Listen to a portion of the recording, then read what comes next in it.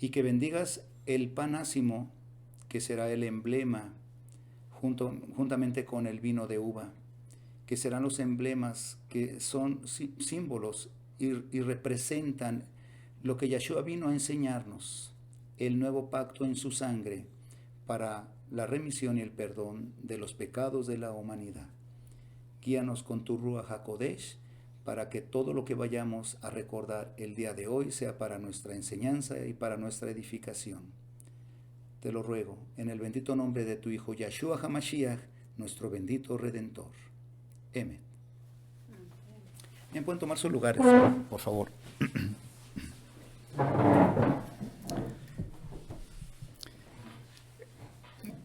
Cabe aclarar algo que es muy importante, que este grupo de hermanos que estamos aquí en esta noche en la casa de mis padres, somos un grupo de discípulos de Yeshua HaMashiach. Somos un grupo de hermanos que nuestra nacionalidad pues es mexicana, ¿verdad? Nosotros no somos israelitas de sangre, no somos judíos de sangre,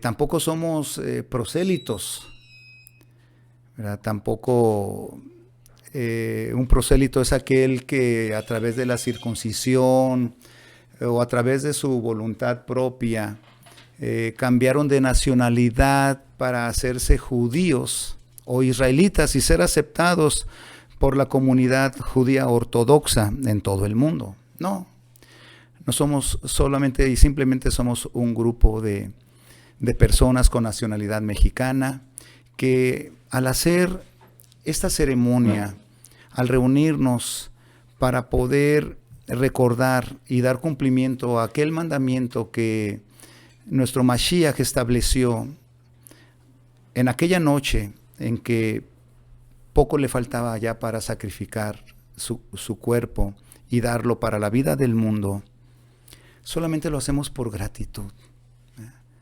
Por gratitud a ese grande amor que nuestro Abba Yahweh y su Hijo han tenido por la humanidad y por todos nosotros. Esta gratitud que tenemos a Yeshua HaMashiach nos ha ayudado a amar al pueblo de Israel de una manera especial.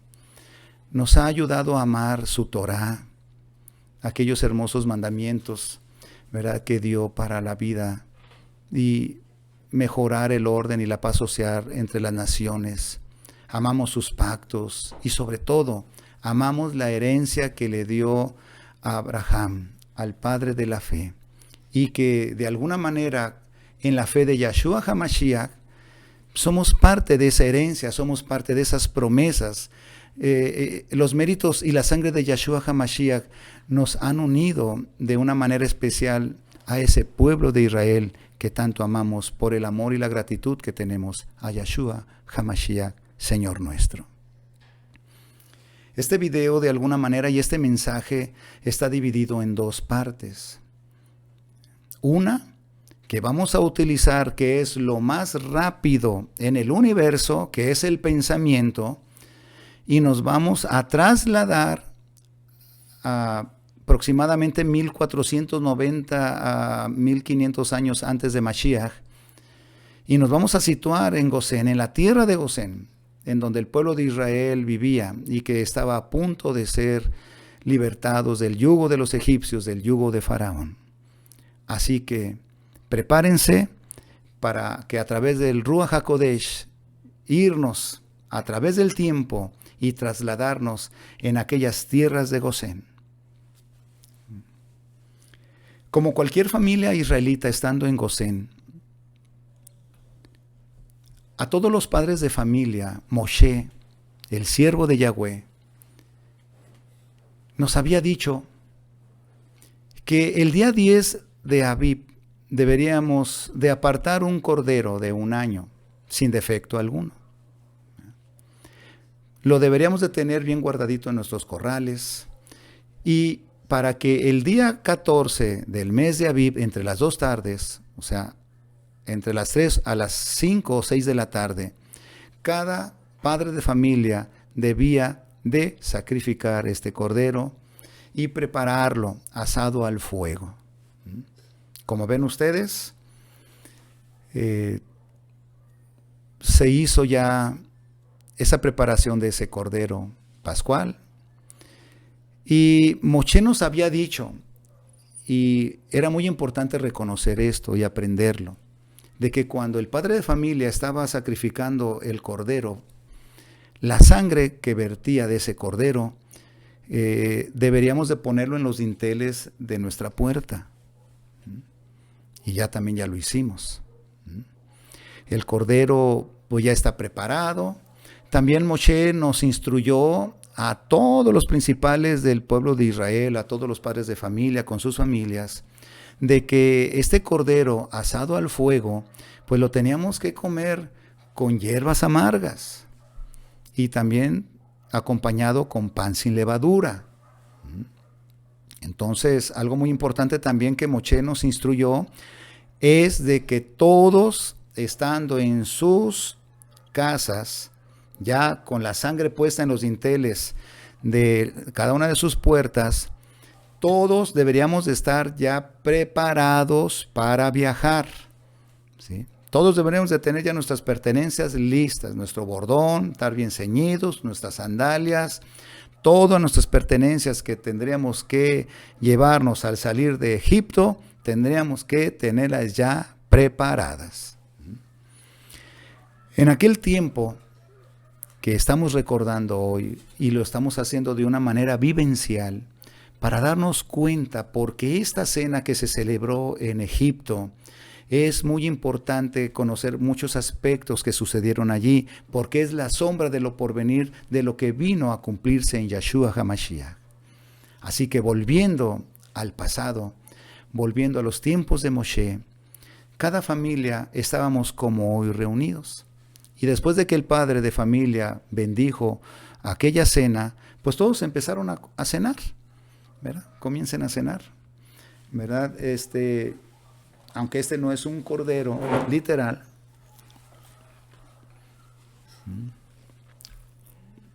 todos en aquella casa, cada familia de los israelitas, pues de alguna manera tenían muchas preguntas que hacerle a sus padres, porque tanto el pueblo de Egipto como el pueblo de Israel habían sido testigos de cómo 9 plagas se habían presentado ya de una manera muy importante y muy trascendental para todo el pueblo de Egipto. Así que el pueblo estaba temeroso. El pueblo de Egipto tenía mucha incertidumbre de lo que podría llegar a suceder. Moshe nos dijo a cada padre de familia que esta cena la íbamos a recordar por siempre en todas las generaciones, porque iba a suceder algo terrible. Iba a venir una 10ª plaga en la cual Yahweh mandaría a su ángel destructor para dar muerte a todos los primogénitos humanos y a todos los primogénitos de animales.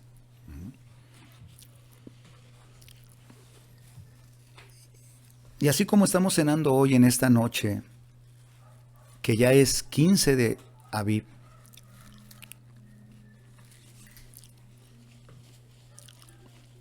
la instrucción que Moshe dio a todos nosotros los padres de familia era de que cuando tus hijos te pregunten, papá, ¿qué es esta cena que estamos comiendo? ¿Por qué estamos cenando cordero asado al fuego? ¿Por qué estamos cenando este cordero con hierbas amargas y con un pan que no sabe a nada, que es un pan sin sabor?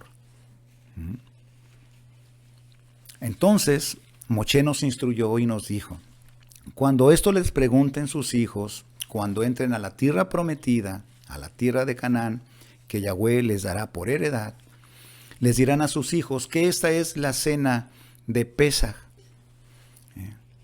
porque Pesaj o Pascua significa pasar por alto. Nosotros al cenar cada noche este cordero con hierbas amargas y pan ácimo, estamos recordando cómo ese ángel destructor pasó las casas, o sea, que pasó por alto las casas de los israelitas, que teníamos la señal en los dinteles de nuestras puertas con la sangre del cordero, y allí no iba a haber destrucción, allí no iba a haber muerte, pero en todas las casas de los egipcios que no tenían esa señal de la sangre del cordero que se sacrificó, allí iba a haber destrucción, dolor y muerte. Entonces, cuando también sus hijos les pregunten, oye papá, ¿y por qué estas hierbas amargas? ¿Por qué estamos comiendo estas hierbas amargas?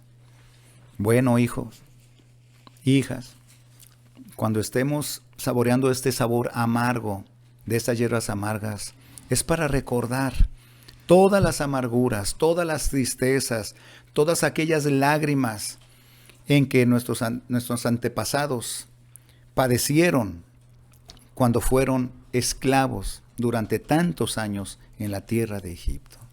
Así que cada vez que comas estas hierbas amargas en esta cena, os acordaréis de todas las amarguras que nuestros antepasados experimentaron cuando fueron esclavos en la tierra de Egipto.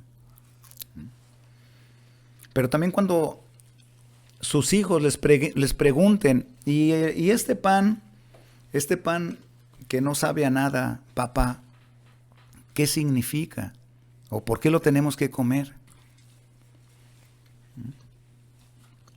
Este pan sin levadura significa, hijo, significa, hija, el pan de aflicción.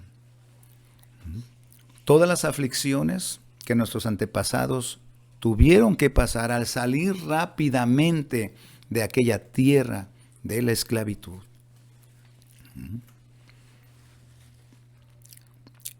Y mientras las familias de Israel seguían cenando y platicando con sus padres, de alguna manera también había cierta incertidumbre, porque cada padre de cada familia de los israelitas les habían dicho a sus familias, debemos de estar prevenidos, porque en cualquier momento el ángel destructor pasará sobre todas las casas de la tierra de Egipto, y de aquellas casas que no tuvieran la sangre como señal en los dinteles de sus puertas, allí habrá destrucción y muerte. Mientras cenaban y cenaban, transcurrían las horas. Aquellas son como las 8 de la noche.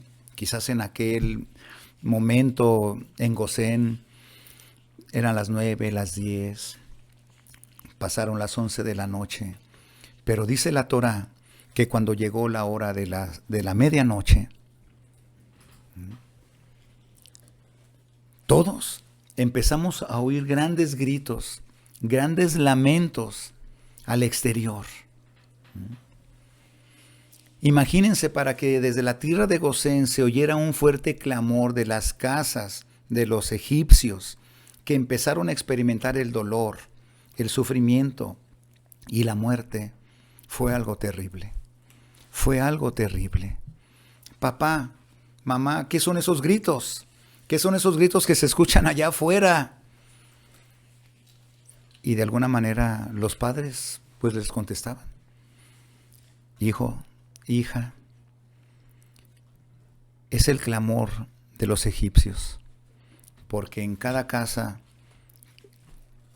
ha muerto uno de sus primogénitos. Desde el primogénito de Faraón hasta el primogénito que estuvo encarcelado en aquel tiempo. Entonces, todos de alguna manera reverentemente pedían fortaleza a nuestro Creador, ¿verdad? No le quedó otro remedio a Faraón más que mandar llamar a Moisés y a Aarón, Cuando Faraón vio morir a su propio hijo primogénito, y cuando también todos los egipcios vieron morir a cada primogénito de cada animal que tenían en sus casas, porque en cada casa de los egipcios tenían a sus divinidades, una rana, un halcón, un cocodrilo, un cordero, una vaca. Estaba dicho también por nuestro profeta Moche, donde dijo que nuestro Padre Celestial iba a hacer juicio en esa noche a todos los dioses de Egipto. ¿Y de qué manera hizo juicio a los dioses de Egipto? Pues el dictamen que se dio a conocer, la sentencia es de que esos dioses no eran nada. No eran nada. Amón-Ra era la divinidad más poderosa y más potente para los egipcios, o sea, el dios Sol. Y supuestamente para ellos era el cuidador de todos los primogénitos, imagínense. Y cuando Faraón y todos los egipcios vieron morir a sus primogénitos, a sus hijos primogénitos, como a los primogénitos de los animales, dijeron: nuestros dioses, nuestras divinidades no son nada. El único ser supremo verdadero es el de los israelitas. Entonces Faraón, viendo todo esto y reconociendo todo esto, mandó llamar a Moche y Aarón y les dijo: Moche, Aarón, váyanse de Egipto. Era la medianoche del día 15 de Abib. Váyanse de Egipto. Son libres ya. Váyanse, váyanse. Llévense todo lo que me dijeron que se querían llevar. A sus familias, a sus hijos y su ganado. Pero ya váyanse. Fíjense.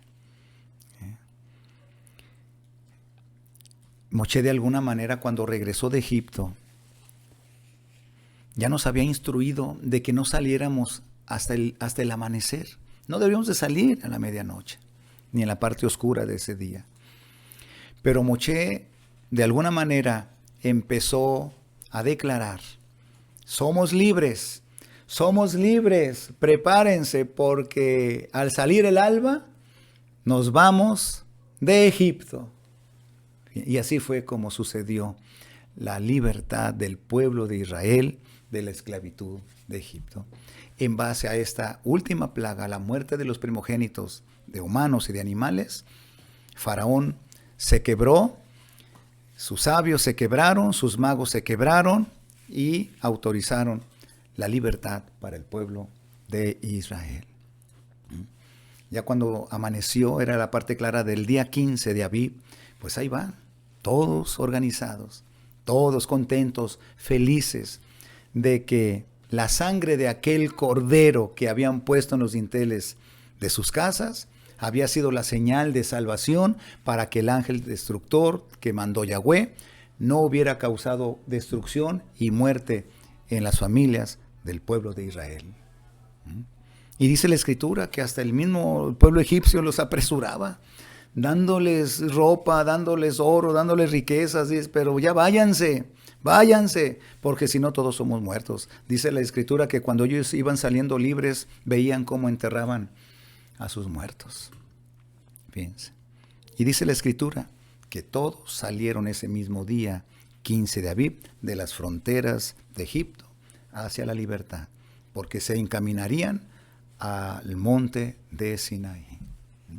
Entonces, esta primer sección es lo que recordamos, ¿verdad? Haciéndolo de una manera vivencial, lo mejor posible, de cómo nuestros antepasados o los antepasados del pueblo de Israel, de alguna manera, experimentaron la libertad del yugo de servidumbre de los egipcios y del mismo Faraón. Y algo importante, no olvidemos, la sangre del cordero fue la señal de vida, de salvación para el pueblo de Israel de aquel tiempo que vivió esta hermosa experiencia de su independencia, de su libertad. A continuación, pues vamos a seguir utilizando lo que es más rápido en el universo. Y ya dijimos qué es, ¿verdad? Que es el pensamiento. Y vamos a transcurrir aproximadamente 1490 y tantos años, aproximadamente. Y vamos a llegar a una época en donde entre el pueblo de Israel se vivían grandes conflictos, porque el imperio de Roma tenía subyugado ahora al pueblo de Israel. Le pagaban tributo al imperio de Roma. En aquel tiempo existían dos escuelas rabínicas, ¿verdad? La de Shammai y la de Hillel, y estaban en grandes conflictos de interpretación de la Torá.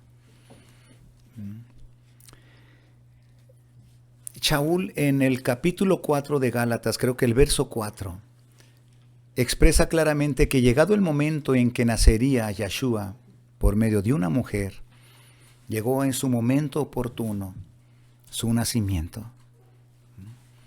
Y en el libro de Matillahu, en el capítulo 1, verso 21, se relata claramente que cuando el malaj de Yahweh, o sea, el ángel, le dijo a Miriam que iba a nacer un ser especial de su vientre, le dijo que lo llamaría Yahshua, porque el nombre de Yahshua se deriva de dos palabras que significa Yah, es la abreviación poética del nombre sagrado del Padre, que es Yahweh, y Shua, que significa salvación. O sea que el nombre de Yahshua significa Yahweh salva o Yahweh es salvación.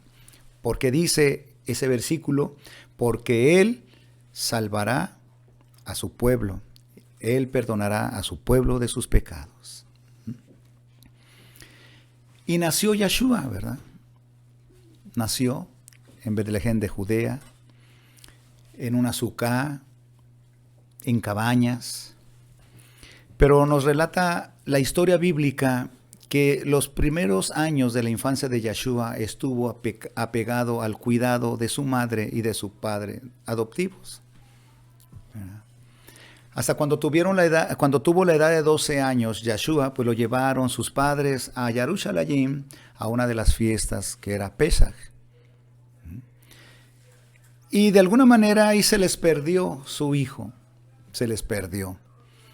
Lo anduvieron buscando por todos lados y lo encontraron al final de cuentas reunido con los doctores de la ley. Imagínense, platicándole a los 12 años de edad con los doctores de la ley que quedaban sorprendidos de esta sabiduría que él tenía en su corta edad. Y cuando llega su madre y su padre adoptivos, le decían, hijo, ¿por qué nos haces estas cosas? ¿Por qué nos haces estas cosas? Y Yahshua lo que le responde es, ¿qué tengo contigo, mujer? ¿No sabes que en los negocios de mi padre me conviene estar? Desde ahí la madre empezaba a guardar todas estas cosas en su corazón. Pero la historia bíblica nos sigue relatando que cuando Yahshua cumplió la edad de 30 años, siguió resguardado con su familia, quizás ayudándole a su padre José, que era carpintero, hasta que llegó a la edad de 30 años y él decidió ir a sumergirse al Jordán para ser de alguna manera sumergido por Yahanán, el inmersor. ¿Por qué a la edad de 30 años? Porque de acuerdo a la Torá, a la edad de 30 años todo levita se preparaba para empezar el servicio del tabernáculo. Y Yahshua de allí en adelante comenzó a declarar la voluntad de nuestro Padre Celestial. Él siempre enseñó, yo no he venido a salvar a los justos, no. Yo he venido a los pecadores. Yo no he venido a los justos, yo he venido a salvar a los pecadores. También él enseñó en muchas ocasiones, yo no he venido a los sanos, yo vengo a los enfermos. Él también enseñó en varias ocasiones de que él vino a buscar y a rescatar a las ovejas perdidas de la casa de Israel. Pero, oh sorpresa, ¿verdad? Cómo los documentos nazarenos nos expresan cuál fue la reacción del pueblo que tuvo ante Mashiach, de rechazo, de odio, de rencor y principalmente por los líderes religiosos, por el Sanedrín, por el sumo pontífice de aquel tiempo. ¿Me entienden?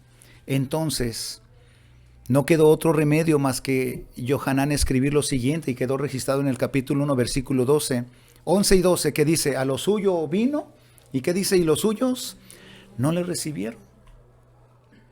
Mas a todos aquellos que le recibieron, les dio la autoridad de ser llamados hijos de Yahweh.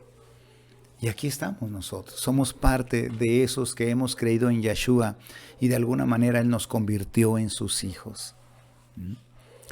Yeshua vino a algo muy específico, vino a algo muy importante, a salvar a la humanidad, a dar la libertad a toda una humanidad que estaba inmersa en la oscuridad de la ignorancia y en las tinieblas del pecado. Pero Él sabía que esta misión le iba a costar la vida. Por eso, Él, después de su inmersión en el Jordán, durante 3 años y medio llamó a 12 talmidín de Él, que después los convirtió en sus mensajeros, en sus apóstoles. Cuando estaba cerca la muerte de Yeshua, Él le dijo a Kefa, a Jacob y a Juan, a Yohanan: vayan a prepararme la Pesaj, porque estaba cerca ya el día de los ácimos que el pueblo de Israel celebraba. Y los talmidim le dijeron: ¿En dónde te vamos a preparar esta cena? Él les dice: entren a la ciudad, y cuando vean a un hombre que está cargando un cántaro, pregúntenle: nos ha mandado el maestro, ¿dónde vamos a preparar la Pesaj para él? Y ya él los llevó a un cuarto ya preparado, y ahí ellos prepararon el ceder, o sea, la cena, el cordero, el panásimo, las hierbas amargas. Y cuando todos estaban allí reunidos en aquella noche,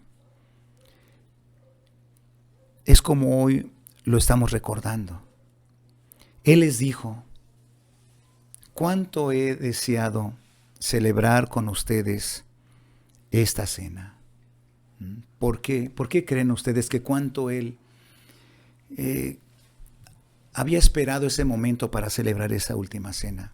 Pues la razón es simple: porque Él ya sabía que le quedaban pocas horas de vida.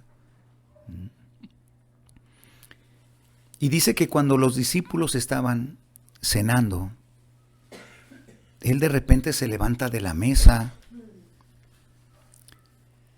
y se ciñó en su cintura una toalla y empezó a lavar los pies a sus talmidín. Fíjense, vaya sorpresa, ¿verdad?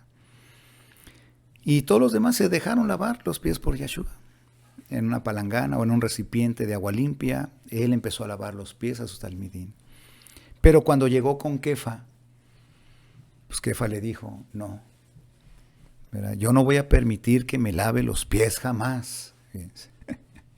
¿Verdad? Entonces, Yeshua le responde: Kefa, si no dejas que te lave los pies, no vas a tener parte conmigo. Y Kefa, pues de alguna manera, pues cambió de actitud y se dejó lavar los pies. Esta es una gran enseñanza, ¿verdad? Porque esta enseñanza nos lleva a la humildad, a servir siempre, a no sentirnos más que nadie, sino que aunque la persona tenga poder social, económico, político, tenga poder económico, eso necesita ponerlo al servicio de los demás. Y eso fue lo que Él vino a enseñarnos. Él, siendo el heredero del universo, miren cómo vino a humillarse para servir a sus discípulos. Él les dice: esto no lo van a entender ahorita, lo van a entender después. Él se levanta y se vuelve a sentar a la mesa. Pero, oh sorpresa,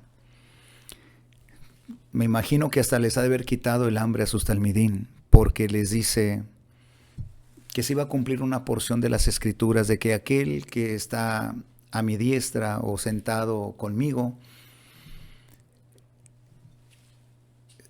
actuará en contra mía y señalaría al traidor de sus talmidín. Y entonces, pues esto de alguna manera les ha de haber quitado el hambre a sus talmidín, ¿verdad? Yo creo que han de haber dejado de cenar. Y nos dice que Kefa le hizo señales a Yohanan, al que amaba a Yeshua, como diciéndole, pues pregúntale a ver quién es. Pregúntale a ver quién es. Y él dice, el que le dé el pan mojado de mi plato, ese es. Y el que le dio el pan, o el que mojó el pan en su plato, fue nada más y nada menos que Judas Iscariote. Y le dijo, lo que vas a hacer, hazlo pronto. Los discípulos creían que se trataba de algo relacionado a dar dinero o ayuda a los pobres, pero no. Haz lo que tienes que hacer. Ve y cumple la traición que Satanás ha despertado en tu corazón. Pero esa noche, Yeshua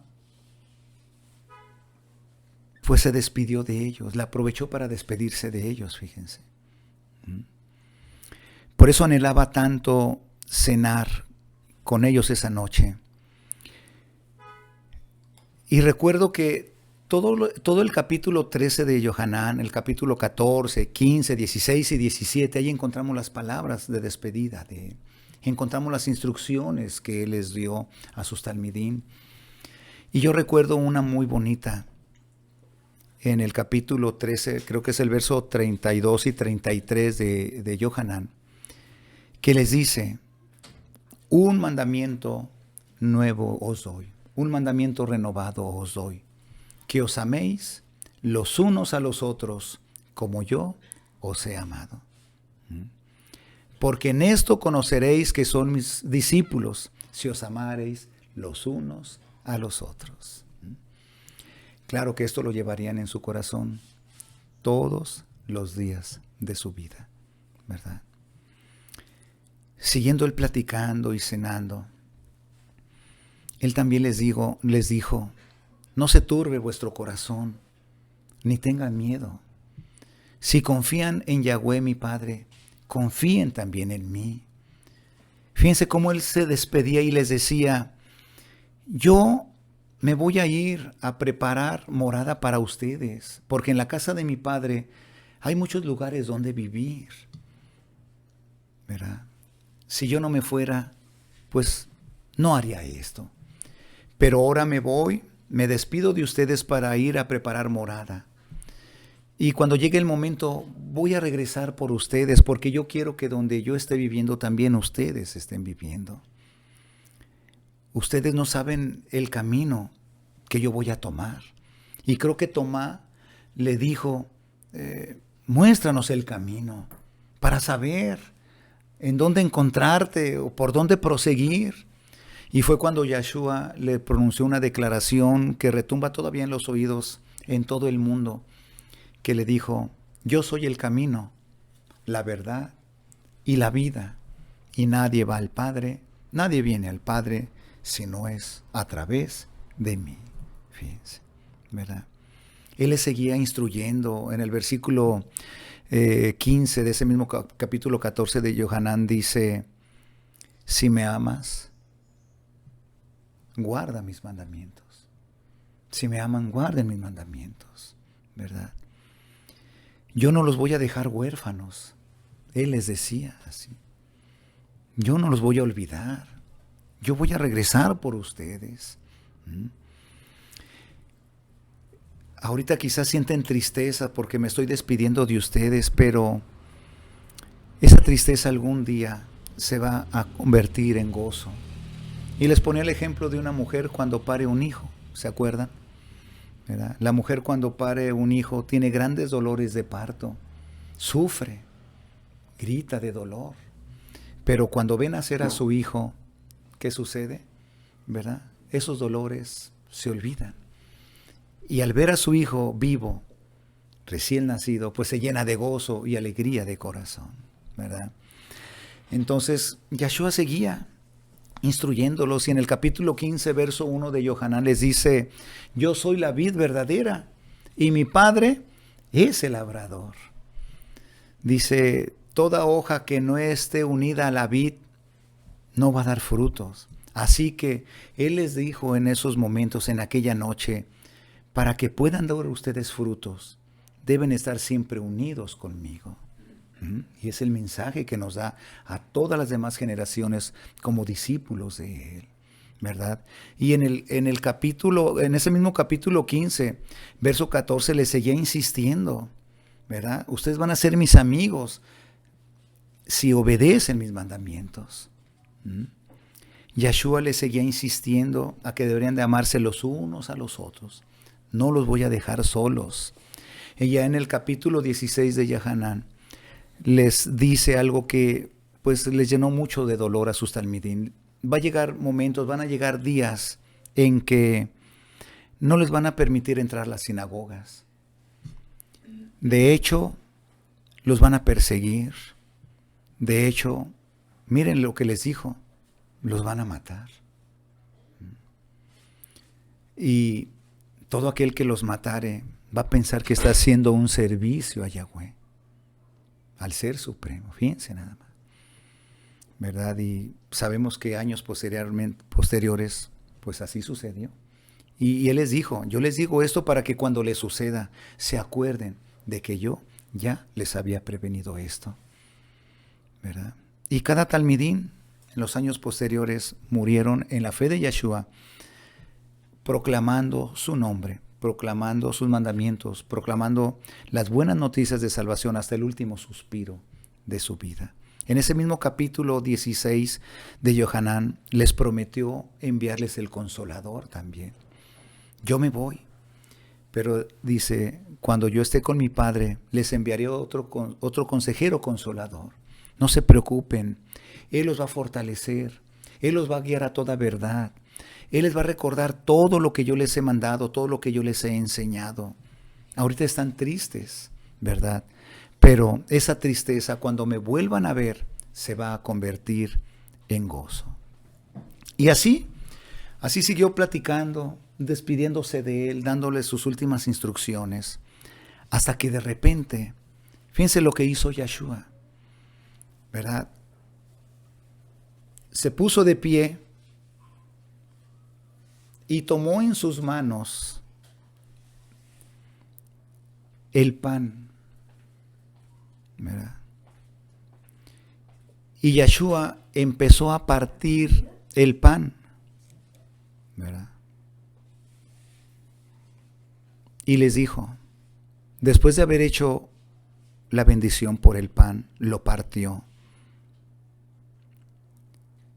y les dio a sus discípulos. Y les dijo: este es mi pan, este es mi cuerpo, perdón, que por vosotros es dado. ¿Qué significa ese momento en que Yahshua partió el pan sin levadura? Significa la manera en que su cuerpo fue partido, ¿verdad? La manera en que su cuerpo fue abatido, fue golpeado. Y recuerdo que cuando Yahshua estaba en el Getsemaní, cuando estaba orando a su Padre, pidiéndole fortaleza y preparándose ya para su muerte, oró en 3 ocasiones oró lo mismo, pero en la tercera ocasión, dice la Escritura, los documentos nazarenos que tenemos hasta el día de hoy, que tanto era el sufrimiento de Yahshua en su propio cuerpo físico y en su alma, que dice que su sudor, ¿recuerdan cómo era? Como grandes gotas de sangre que caían a la tierra. Fíjense cómo su cuerpo empezó a partirse desde allí, se puede decir hasta en 1000 pedazos. Él decía: el pan que ha descendido del cielo es mi carne, es mi cuerpo, la cual yo daré para la vida del mundo. Pero aún así, cuando llegó Judas Iscariote al Getsemaní y con un beso señaló que él era, lo prendieron ¿verdad? Lo prendieron. Y uno de sus talmidín lo quiso defender, no sé si recuerdan quién fue, pero fue Kefa.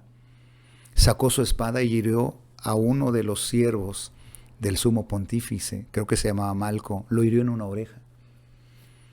Miren cómo Kefa prometió lo que había dicho, yo voy a dar mi vida por ti.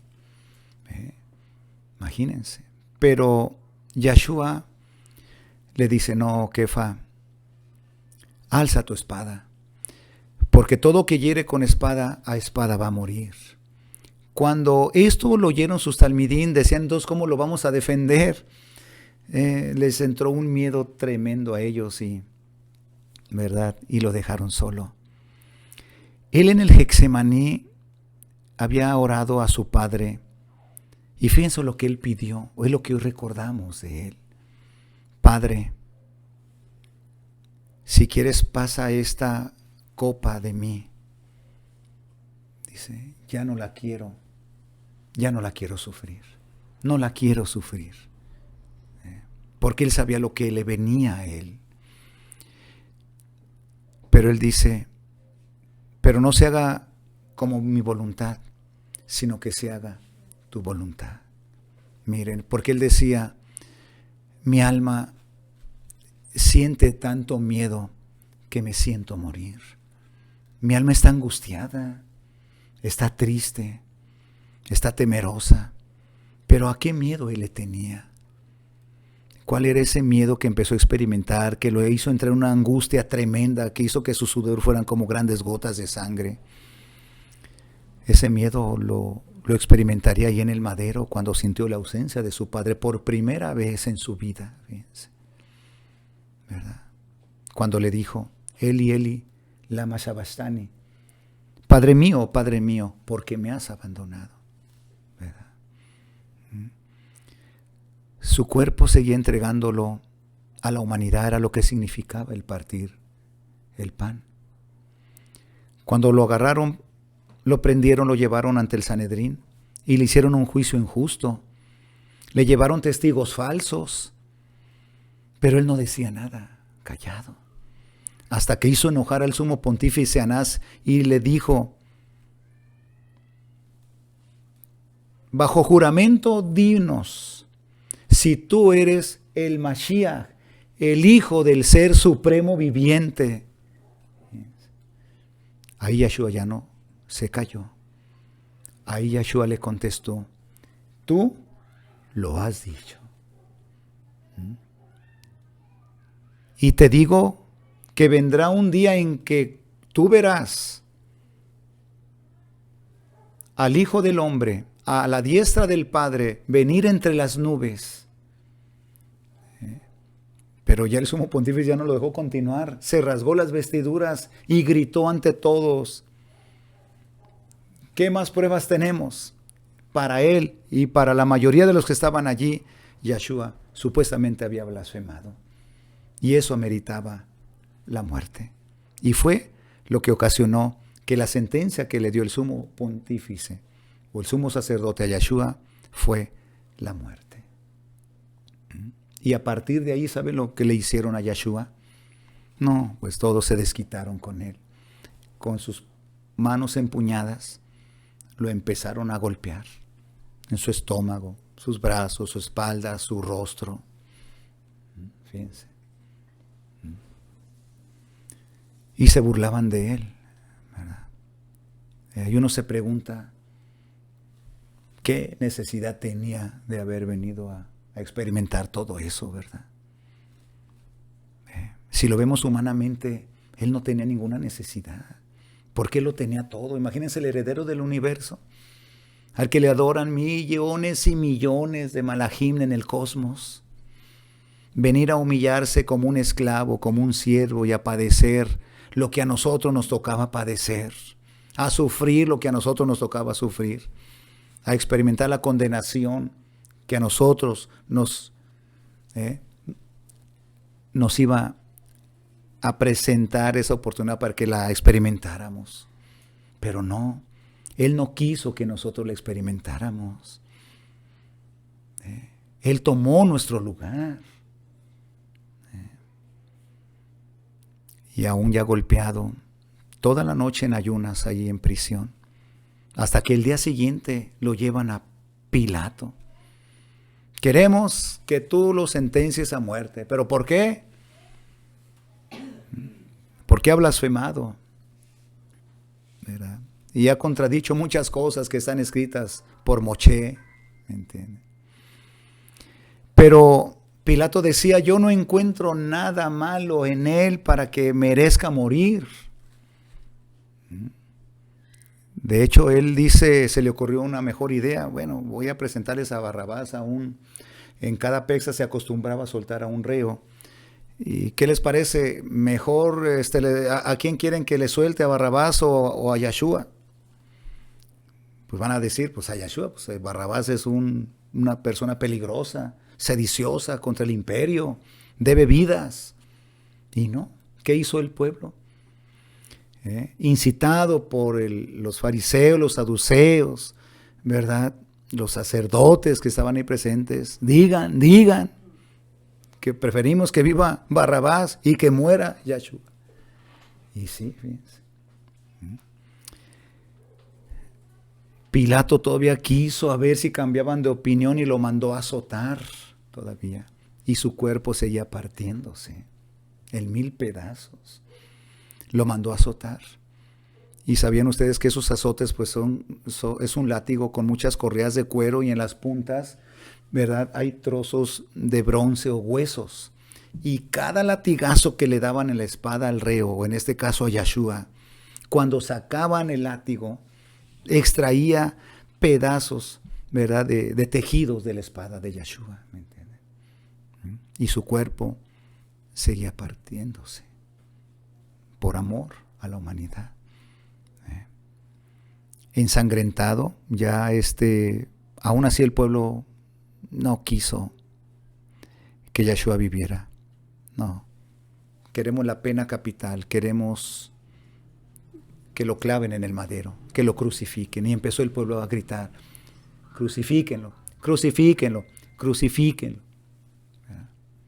Y es más, pidieron algo inconscientemente, que hasta ahora en la fecha quizás sea algo que tengan un poco de consuelo el pueblo de Israel, el incrédulo. Ellos dijeron, que su sangre caiga sobre nosotros. ¿Y se acuerdan sobre quién más? Sobre nuestros hijos, imagínense lo que pidieron. Que la sangre de ese Yeshua caiga sobre nosotros y sobre nuestros hijos. Y fíjense, eso que pidieron inconscientemente les causó muchos problemas hasta el día de hoy. Grandes catástrofes, sufrimientos tras sufrimientos el pueblo de Israel sigue teniendo. Hasta que llegó el momento en que Pilato se lava las manos y háganle pues lo que quieran con él. Y le pusieron el patíbulo, después de que los soldados se burlaron de él, y ahí va al Gólgota, cargando el patíbulo. Ya no pudiendo, cuando cae al piso, un Simón, ¿verdad?, que estaba entre la multitud, pues los soldados lo toman para que le ayudara a llevar el patíbulo, y ahí van hasta el Gólgota, donde ahí lo clavaron, lo crucificaron. Y su cuerpo partido totalmente, ¿verdad? Así que puestos de pie, van a tomar, así como Yeshua les dijo a sus discípulos, esto es mi cuerpo. Cuando lo parte, cuando toma el pan, cuando hace la bendición por el pan, nosotros ya la hicimos al inicio. Él dice, porque esto es mi cuerpo que por vosotros es dado. Así que tomen su parte de este pan que Yeshua les dio en aquel tiempo a sus talmidim.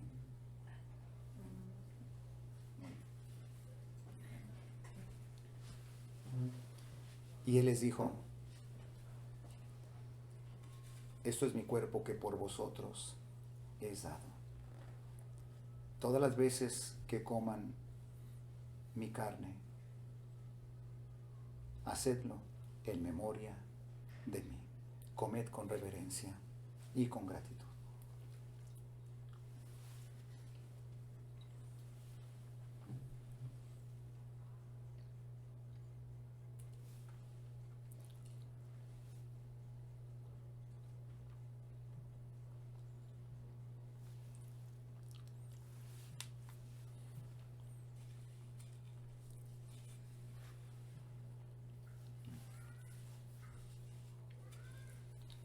Quizás cuando los discípulos en aquella noche estaban comiendo ese pan, no entendían muchas cosas de lo que Yeshua les había dicho.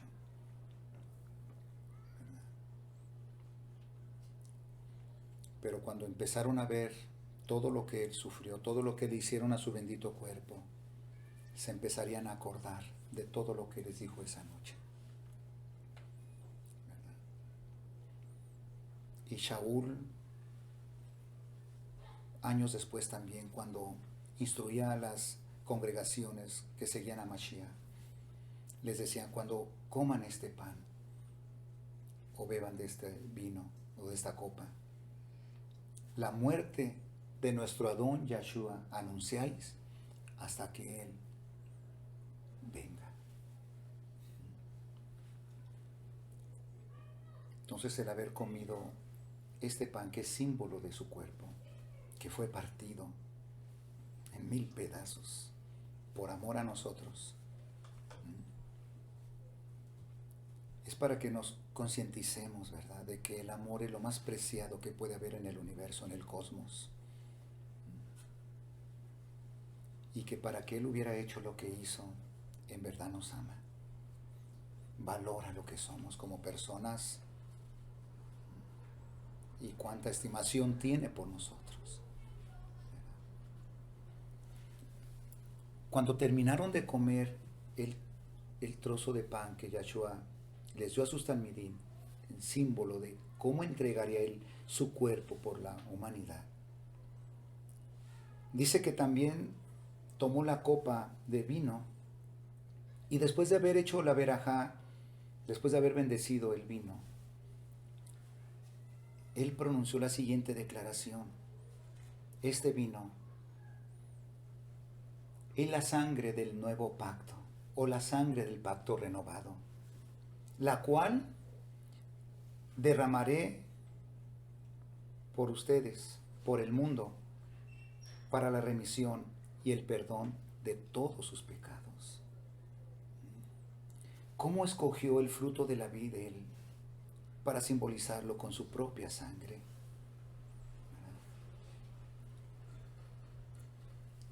Y cuando Él les dio la copa para que de ella se sirvieran, recordábamos cómo Él derramó la sangre por todos nosotros. ¿Se acuerdan cuándo empezó a derramar su sangre? Desde el Getsemaní. Un tremendo sufrimiento que yo creo que reventó sus venas en su frente para que saliera la sangre por su bendita piel y como en forma de sudor cayera a tierra. Un grande sufrimiento. Tal fue así ese dolor. O sea, yo no sé si ustedes han experimentado algún día la ausencia de un ser amado. Cuánto duele, ¿verdad? La ausencia de un esposo, de un hijo, de una hija, por X razón, ¿verdad? No me habla, y lo siento lejos de mí, o ya falleció, ya no está conmigo. Ese dolor que Yahshua experimentó allí en el Getsemaní era algo terrible que nunca Él había experimentado en su vida. A tal grado fue ese miedo que Él sintió, esa angustia, que Yahweh vio necesario enviarle a un malach del cielo para que estuviera al lado de Él en el Getsemaní para consolarlo. O sea, es increíble, ¿verdad? A veces nuestra mente humana no alcanza a captar tanto amor, ¿verdad? O sea, uno pudiera entender, bueno, pues fue un hombre que fue respetando los oficios, ¿verdad? Fue un carpintero, un pintor, un mecánico, y se sacrificó. Pues no tenía mucho que dar, pero se sacrificó, lo hizo. Pero el Hijo unigénito del Ser Supremo, Creador del cosmos, el que tiene todo, al que no le falta nada, al que lo adoran millones y millones de malajim en el cosmos. cuando se oye una voz en el cielo, ¿quién irá? ¿Quién irá o a quién enviaré? Y cuando se oye una voz que dice, heme aquí, envíame a mí, era su hijo. Era su hijo. ¿Sabes a lo que vas? Sí, Padre, sé a lo que voy. Voy a rescatar a tu creación. Voy a rescatar a nuestra creación.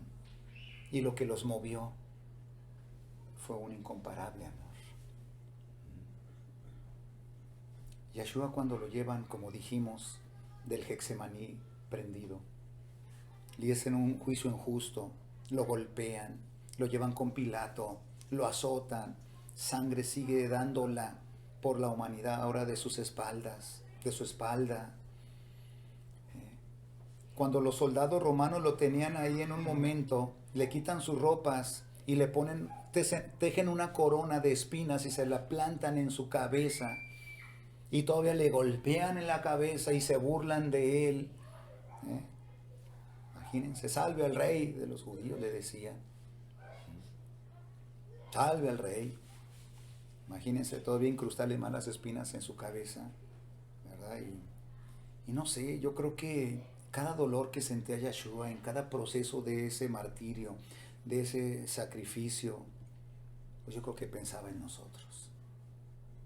Yo no encuentro otra explicación más lógica o humana que esa. Porque él sabía que de entre tantos seres humanos habría millones y millones y millones que entenderíamos este amor y que daríamos incluso nuestra vida por ese amor, ¿verdad? Y ahí lo llevan con la corona de espinas, con el patíbulo, que decía Yeshua, este es el rey de los judíos. Yeshua Nazareno, el rey de los judíos. De eso fue su sentencia, por hacerse llamar rey de los judíos. Porque a Pilato con eso los chantajearon. Si tú no lo dejas con vida,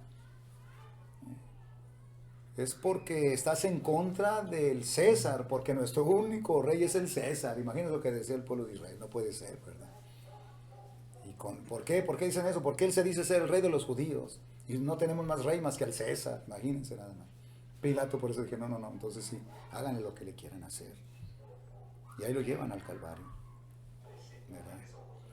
Allí, cuando llegaron, pues él ya iba totalmente molido, partido. No sé qué tanto le daba fuerzas para continuar.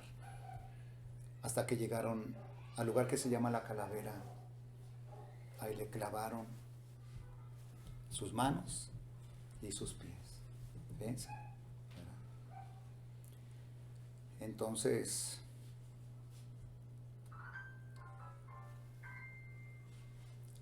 la Escritura nos dice que desde las 9 de la mañana lo crucificaron, lo clavaron, hasta las 3 de la tarde que él expiró. Quizás desangrado ya, su sangre seguía vertiéndose, dándola por la humanidad, porque él les había dicho, esta es la sangre del pacto renovado, el cual yo hago para la expiación o el perdón de todos los pecados. Así que vamos a continuar así de pie. Van a tomar su copa de vino, por favor. Y recordaremos aquellas palabras cuando Yeshua levantó la copa y cuando ya les había repartido a sus talmidim, les dijo, este vino es mi sangre, es la sangre del nuevo pacto, del pacto renovado, que he hecho por muchos, dice, no dice por todos. Algo interesante que hay que analizar. Dice que hecho por muchos. Esta sangre la he dado para el perdón de todos los pecados. Así que beban con reverencia y gratitud, recordando de qué manera Él dio su bendita sangre allí en el madero por cada uno de nosotros, para el perdón de todos nuestros pecados. Beban con reverencia y gratitud.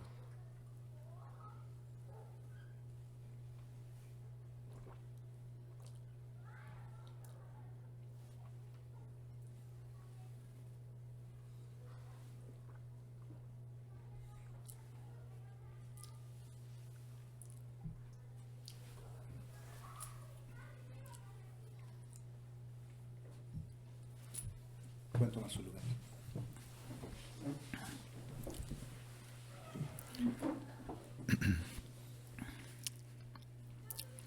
Cuando los talmidín en aquella noche bebieron ese fruto de la vid, creo que su imaginación no alcanzaba a captar la trascendencia de esta declaración, ¿verdad?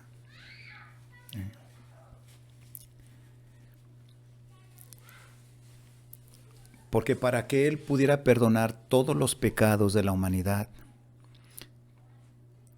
tenía que poner su propia vida.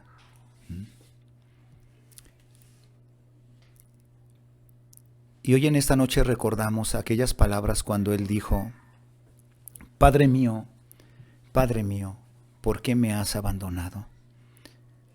¿Por qué creen ustedes que sintió Yahshua en ese momento? Eran ya casi cerca a las 3 de la tarde del día 14. ¿Por qué creen ustedes que Yahshua experimentó ese abandono, esa ausencia de su Padre?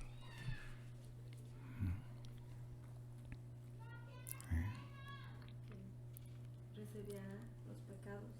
Sí, exactamente. Es porque en ese momento Yahweh, como dice la profecía en Isaías 53, estaba cargando el pecado de todos nosotros. Yahweh, claro que también sufrió al no contestarle a su hijo.